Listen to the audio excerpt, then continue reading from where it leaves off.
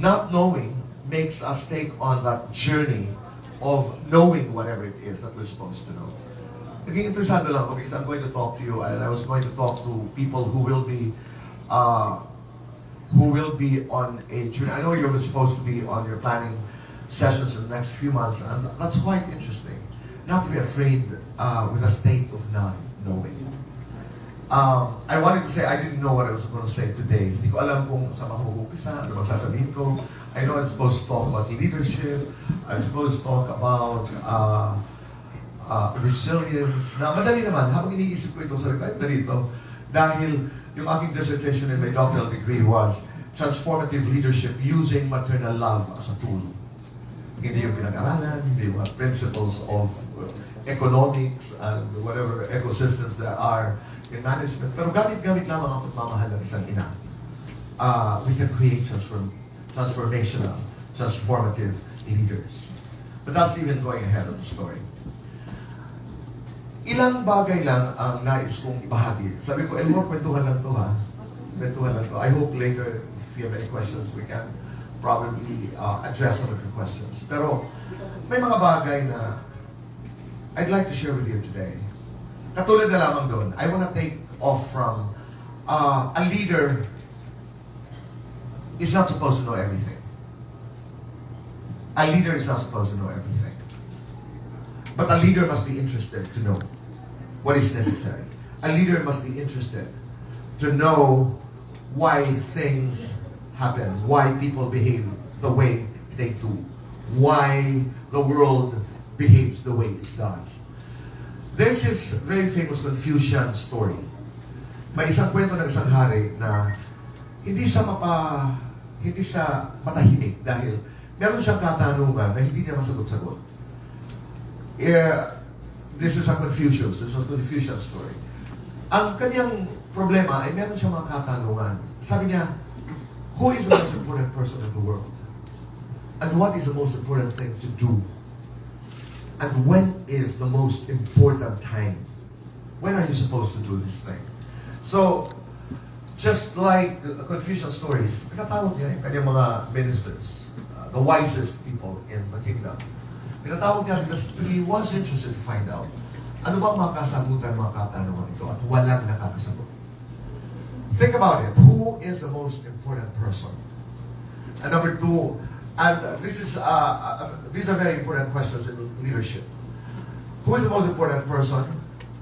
What is the most important thing that you can do?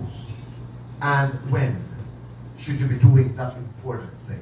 So, ginawa ng hari, siya'y nagbihis, pretended to be a poor man, a pauper, pretended to be a commoner, a common person.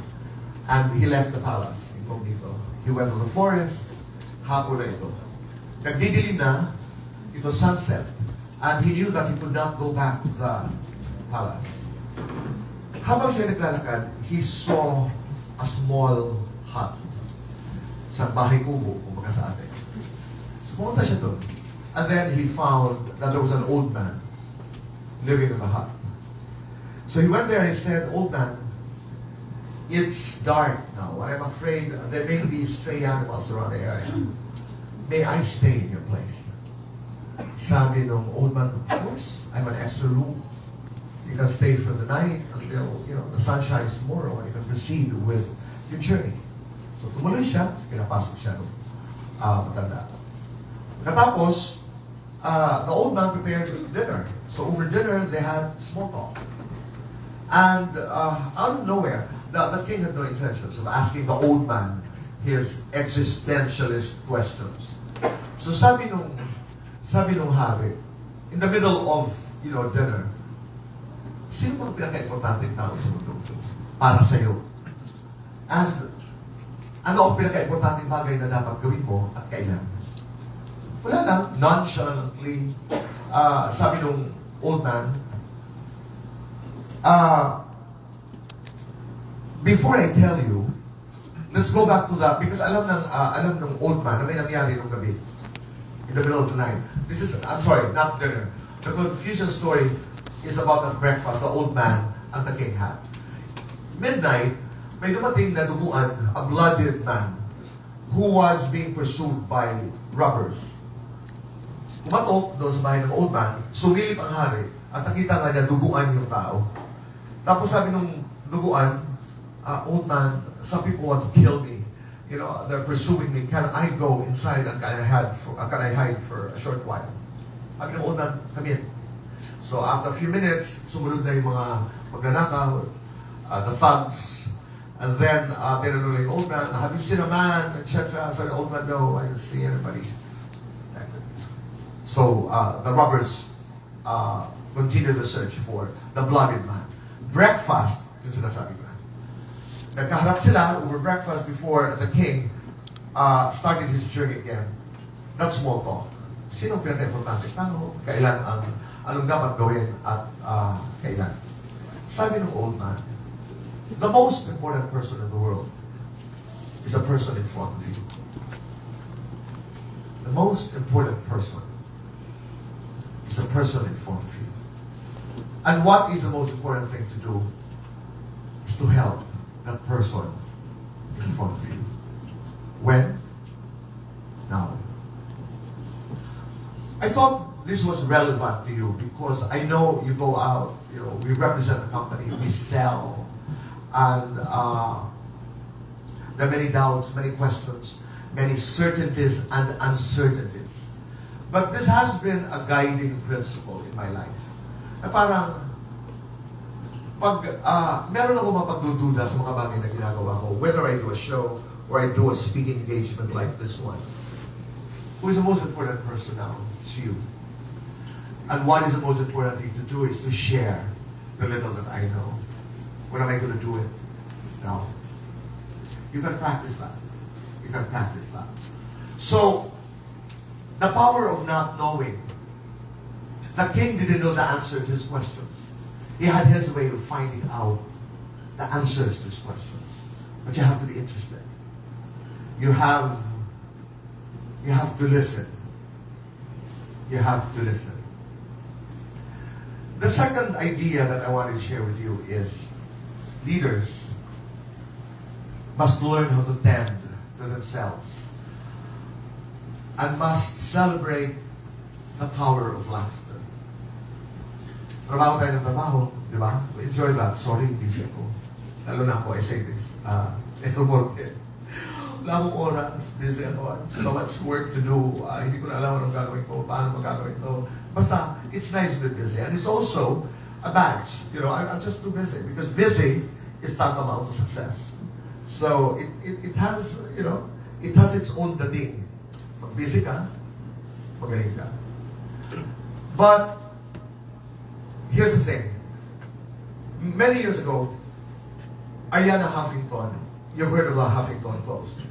Arianna Huffington almost died. He was working, and Huffington Post was at its peak. Isang gabi, natabaho siya, walang gabi at araw kay Arianna Huffington. By the way, if you want to pick up that book, it's helpful. It's called Thrive. You just don't live. You actually thrive. Okay, in one of her stories, trabaho lang siya ng trabaho, gabi-gabi, hindi niya alam anong oras, etc. She would do her musings or meditations, etc. And then she would write them down, ideas on how to make the business bigger and how to grow the business and how to be bigger. You know, as a businesswoman, Arianna Huffington. Sa gabi, bigla na lang siya nag-collapse sa kanyang desk. And she almost died. She almost died. At ano yung pinakamahalagang takeaway ni Arianna Huffington when that happened to her? She was writing the book Thrive. She realized that for us to be more effective, that for us to be stronger warriors, that for us to be better managers, to be better talk show hosts, to be better sellers, kailangan healthy ka. Sabi ni Arianna, tend to yourself once in a while. Is that once a week? Is that over the weekend? Is that Saturday? Is that 2 hours or 3 hours? But you have to tend to yourself. If relaxing means walking in your garden or going to a beach and just enjoying communing with nature or just watching beautiful paintings, do it. Whatever relaxes your spirit. Sinasabi niya, and I learned a lot from that experience. Stop. When it's too much, take a break. You deserve to take good care of yourself. You have a favorite perfume? Spray it. Enjoy the smell. You have a pet? Enjoy some moment. You want to do conversations with old friends you haven't seen for years? Do it. Anything to make you relax. Because you need to be alive and healthy as you do whatever you do to make business grow, to make yourself advance in whatever community, whatever company you're in. So tend to yourself and enjoy the sound of laughter. Alam niyo naman siguro yan, no, that the brain cannot tell if your laughter is invented or organic. Pag tumawa ka, it relaxes. It's good. I mean, science tells us that it's good for the health. Science now tells us that nakakagamot ng maraming ailment ang tawa. Siyempre, sasabihin dito pag bigla na may tawa ng tawa dun sa may chapel, siraan na ng ulo.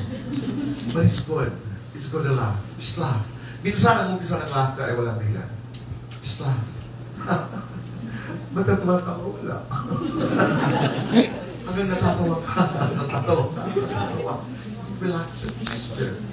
It relaxes you. Pero may problema tayo kasi sobrang nga tayong attached to making ourselves valid. Kailangan matino ka, kailangan bright ka, kailangan hindi ka weird. Sometimes the way to win is to be weird. The way to, and weird is not in a bad way. Weird by being different. Weird by being connected to your truth. Weird by being true to your core. So if you're gonna relax and laughter makes you relax. Ako nung umpisa nito, every time I begin my talk shows, may mga I don't prepare. You know, anybody who has seen me do my talk shows, binibilangan ako ng 10, 9, wala, ibang galdalan pa rin ako. Not because I don't respect the countdown, but that's my way of relaxing. I'm relaxed. Don't make me prepare yung 10, 9. I can't do that. I'm supposed to come in here. I mean, I don't have an exercise. I just want to talk to you. My intention is to speak to all of you. So, kanya-kanya tayo. Discover what relaxes you. Because yung relax is an abused word, actually. You can't relax. So, naisip mo, galing mong salita, napaka-natural. I'm not natural. I mean, this environment is not natural. This is a performance. Performative ito, sabi ka ng public speaking. I am performing because I have an audience. But I am not far from my core story. So, meron tayong mga expectations, may mga pinaniniwalaan, kasi narinig natin na, huwag ka naman tumawa mag-isa, sara ulo ka. Huwag ka naman, nagdadasal ka, tapos bigla ka na nagtatawa. Pero saan nakasulat yun? Saan nakasulat na bawal? Lord, help me. I'm about to close the deal.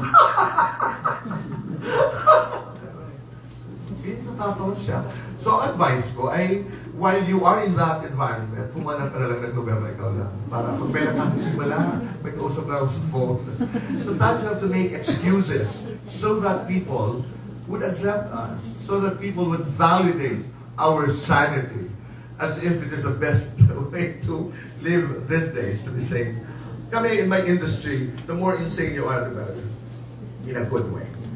So, whatever you do, you're in the field, you're in the office, doing your planning sessions, relax and take good care of yourselves. Dumating ka doon sa mesa na malusog, na nakatulog, nakatawa. Just a tip, this has nothing to do with leadership. I'm a big fan of Paul Arden.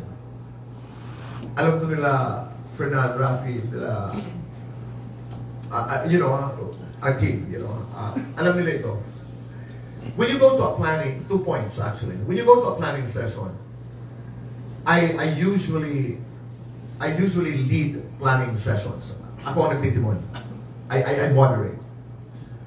Ang problema pag brainstorming, whoever is the most dominant, yun ang pinakikinggan.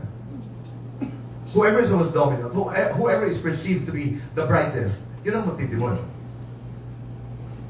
Di ba? Parang, ayokong salita, nahihiya. Kamali. Meron yung ginagawa. This is, I'm not sure if this is Harvard or Stanford. Meron silang ginagawa ngayon na hindi brainstorming ang tawag. Ang tawag nila ngayon, individual thinking. So in other words, if we are supposed to improve our style of, let's say, presentation styles to potential clients, bawat isa sa 10 sa atin, dapat may ideya. And then, pagdating natin dun sa mesa, hindi pwedeng hindi mo sabihin kung anong iniisip mo. They call this now individual thinking. More than the idea of brainstorming, where the dominant opinion of the dominant participant usually is what is followed. Subukan niyo lang. Subukan niyo lang. Pangalawa, do not be afraid to annoy. Again, pinalaki tayo na, huwag ka naman kontrabida. Oo. I mean, the best way to live in this world is to agree. Hindi po. Lalo na sa creative, lalo na sa sales, lalo na sa marketing, one of the best ways to do it, one of the best ways to be creative is actually to annoy. Mainis ka, irita ka. Oo. Ano kaya ang itsura kung baligtad naman? You know, you explore that space of the unknown. You explore what it is to be on the other side. Hindi yung sinabi na, okay. Hindi. Subukan mo, baliktarin nga natin ang konsepto mo. That's why Paul Arden says, people who sell, people who create, and when you get together for a meeting to create, to advance concepts, your first responsibility is to find out what is wrong. Hindi, pag umaharap kasi ako sa kliyente, kailangan nag-uumpisa ng magandang hapon. Eh kung nakasimangot at ayaw ka, ganun pa rin, subukan nyo lang. Subukan nyo lang. Para lumawak ang mga ideya, at lumawak yung perspective of what you're supposed to do. Because one of the worst things, one of the worst killers of creativity is blending in. Eh parang, okay, sinabi ni Boss okay, magaling siya mag-English, so mukhang okay nga siguro yung konsepto. Do not be afraid to annoy. There is beauty in annoyance. Do not be afraid to disagree. But of course it helps when you are respectful. It helps when you're polite, when you're cautious. It helps when you have a healthy relationship with your teammates. Kasi nandun yung paggalang.